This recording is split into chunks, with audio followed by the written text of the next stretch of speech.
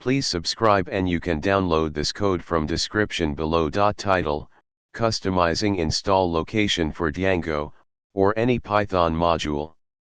Introduction. When working with Python modules like Django or other packages, you might want to customize the installation location. The default installation location might not always be suitable for your project. In this tutorial, we will explore how to customize the installation location for Python modules using virtual environments. Prerequisites. Note: it's recommended to use virtual environments to manage your project dependencies.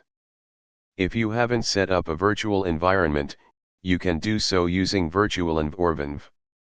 Step 1. Create a virtual environment. Before you customize the installation location, it's essential to create a virtual environment. Here's how to do it using the built-in venv module in Python. This command will create a virtual environment named myenv. Activate the environment. On Mac OS and Linux.